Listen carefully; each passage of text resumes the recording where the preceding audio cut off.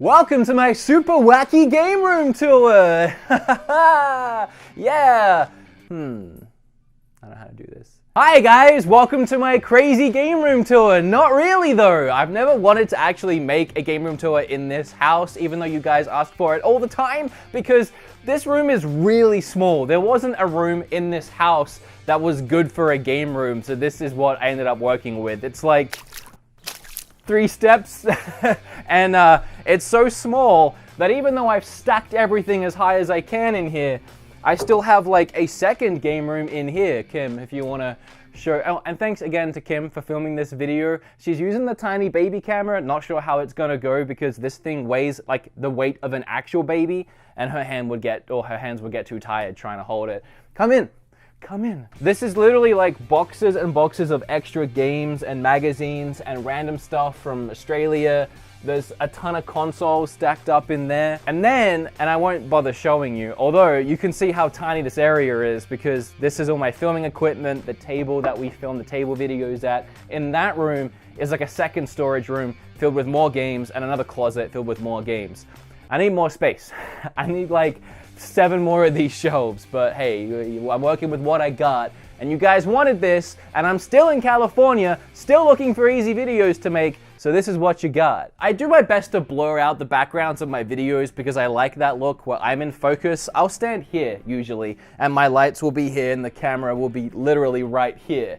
And I do that so that everything back here is blurred. I like that contrast. I don't want it to be all in focus because it's too busy on the eyes. So everyone's like, I want to see what's behind you. This is what's behind me.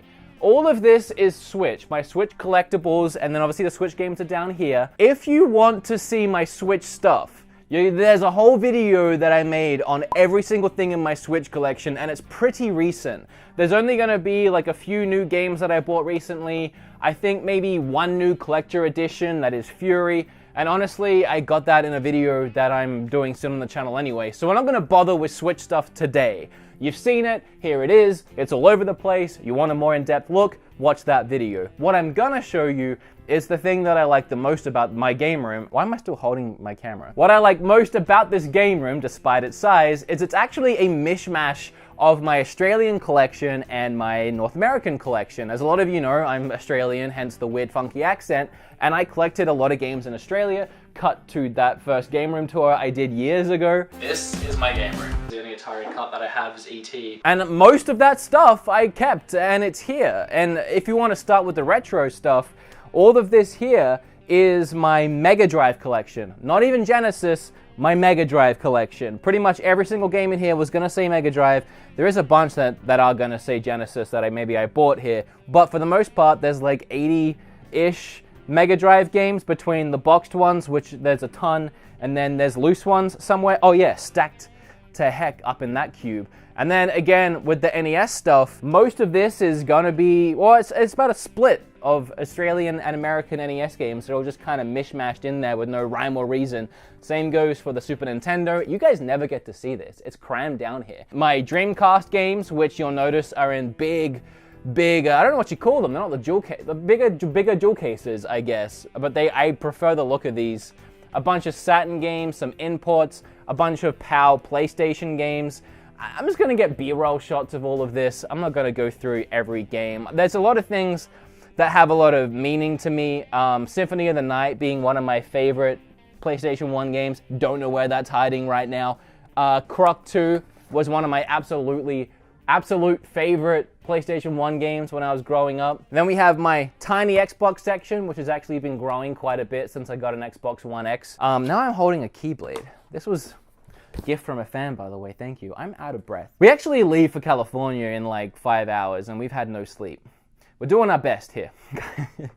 Thanks again to Kim. PlayStation, again, I love PlayStation. I like making PlayStation videos. I just have kind of ran out of things to talk about on the system other than maybe more VR games, but I feel like most people don't care about VR anymore. Maybe I'm wrong.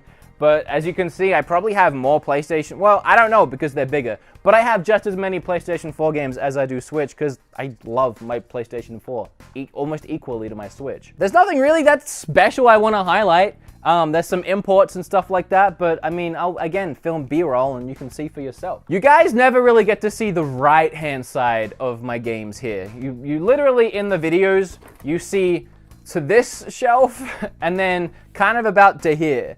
So you don't really ever see the Zelda stuff, and yeah, here's my Zelda shrine. It looked a lot more impressive when I first moved in because I had all my amiibos pinned up here. And as you can see, there's 2 sole survivors. The rest have slowly fallen off. The little hooks I put them on weren't strong enough. It looked really cool before. Now it's just white space. I'm working on it. But Zelda memorabilia, ton of stuff from fans. And again, I can't say thank you enough to you guys. And then cubes here just with the games and then some memorabilia behind it, maybe some statues. Again, this is B-roll for everything. Ocarina, an actual Ocarina, which I tried to play the other day again, and I still can't.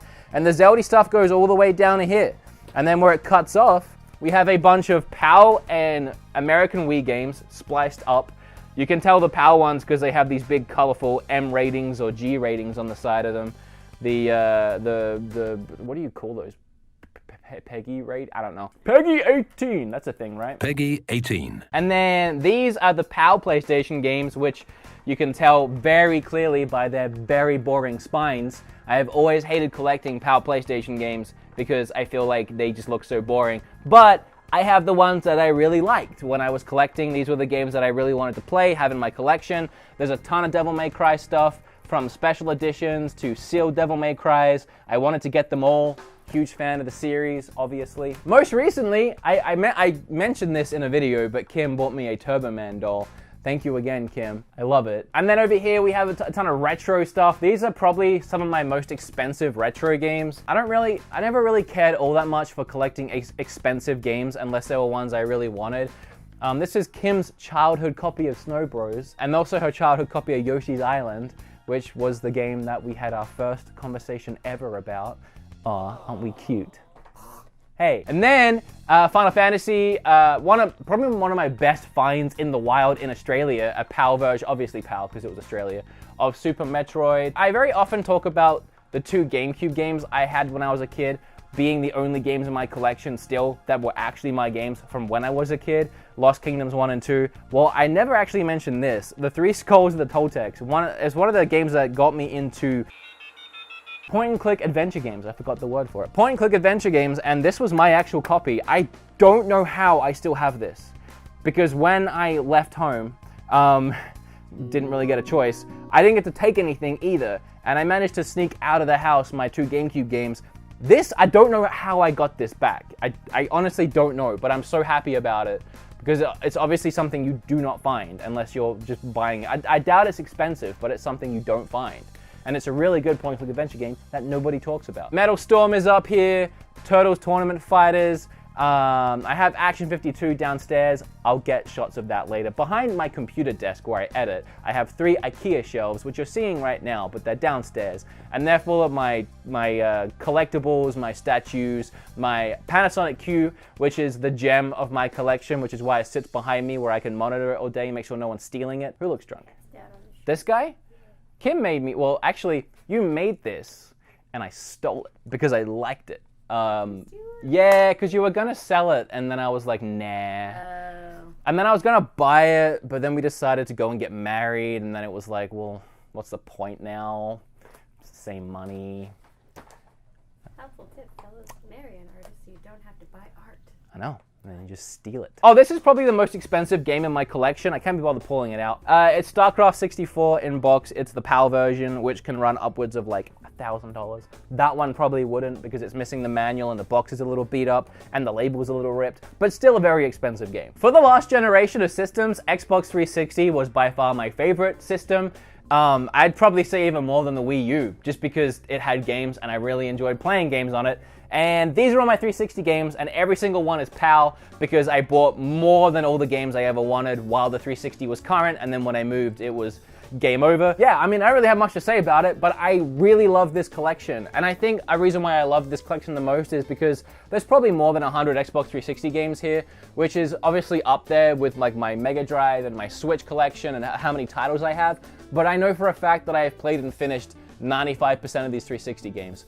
I just love the 360. I really adored that system and I had a load of fun with it. And I'm looking at these right now, trying to find one I didn't finish. And it's probably just gonna be like Hannah Montana the movie, like random things like that, Beijing Olympics. But as far as games, yeah, I finished them all. I love that system. I love getting achievements. I think my gamer score is like 60,000. Probably not that big to some of you, but that's purely just from 360. I actually installed these shelves myself. Not bragging about it, they're really janky. And then anytime I get a statue out or a box out or whatever, I throw it up there. That pillow is one of my favorite things, actually, that Kim made me for my birthday. I don't remember. I think it was your birthday. I think it was Christmas. But yeah, that's where my boxes go. And then this is a really cool wall scroll that I would like to get tattooed one day, but it's pretty insane. This, if you guys remember the standee that got destroyed in the flood, a lot of people were like, at least take Link off and salvage him. I never actually showed you guys, but I did. Thanks for the advice. So he's salvaged up there. And then finally, this sits behind my camera while I film. It is my little Smash Brothers area. And it's made me want to collect amiibos more. Believe it or not, I don't consider myself an amiibo collector. I say that with that many amiibos behind me. But as we all know, there's probably about 5 times more than this in existence. These are just ones that I found cheap as I've been going. Or maybe there were ones I really wanted, so I found a way to buy them. Like this Metroid pack that has the little Metroid in it. I needed that. There was a couple like that, but for the most part, I just happened to amass this collection. But I've sectioned them off, like you have Splatoon cubes, you have a Metroid cube, even have Metroid Samus Return sat with it. You have like an old school cube with some retro stuff, Bayonetta, Pokemon, Star Fox, Mario Odyssey. You get the theme. It's just my little Smash Brothers area. I think it's adorable, and it sits behind me in every one of my videos. Like literally the camera is like here, and I'm standing here. So I get to look at it. And you guys don't. Oh, some of you might be, well, actually there's a Miracle Piano behind here. And this big guy that you made me. Kim made me a lot of stuff. Miracle Piano, I found on Christmas with my friend Super Derek one year. Actually have a whole Game Quest episode about it. It's probably too much. We should leave it here. Christmas Miracle, I think I called it, for those Game Quest watchers. I don't know what I'm missing out on here. I know there's like a ton of, again, there's like whole systems I'm stashed away. Some of you might be thinking, well, where's your retro setup? That's actually in the other room in bits and pieces, just because we haven't decided if we're setting it up in that room or we're making that a music room. We don't know, honestly. We haven't even had time to think about it since we moved in here. But all my consoles, and I kind of want to take you in there to prove that I'm not lying, but literally, like my consoles, my top loader, everything's on the floor. I'll just get B-roll of it. Why do I keep forgetting that's a thing I can do? I'll get B-roll. You're seeing it right now. Vita stashed in here. Anyone remember when I loved the Vita? Here's the American PS2 games. Look a lot more colorful, a lot prettier. PlayStation 3, PSP, I don't know, what do you want from me? I collect for pretty much every system, or at least I did for a while. I would not call myself a retro collector anymore. I've completely fallen out of the hobby. Game Boy Advance, even some PC stuff, even some out-of-country Super Nintendo Famicom games. There's a little bit of everything in this house, whether it's on the actual shelves or, again, in the closets.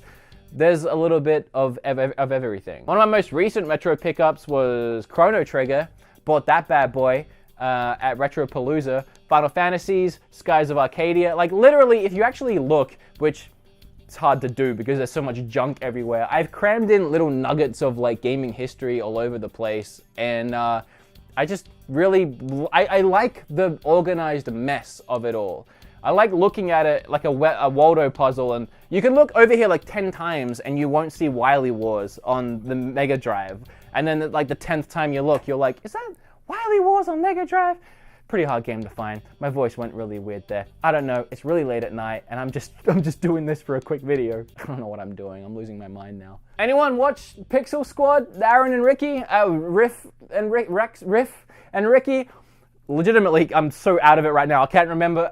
This was Ricky's Virtual Boy. It was like 20 bucks. This was my Assassin's Creed statue from Australia. We have a Super Nintendo from Australia in box, Mega Drive in box, Mega Drive 2 in box, again, all Australian, Back to the Future hoverboard.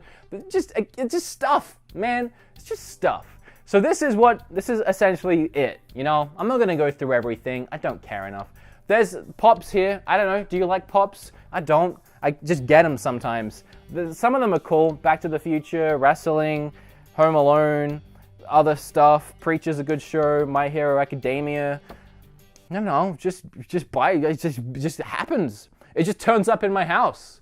Kim buys a lot of them, and then they end up there. It's not that exciting. Jordan edited this video, so hopefully he worked some magic and made this actually interesting. Thanks, Jordan.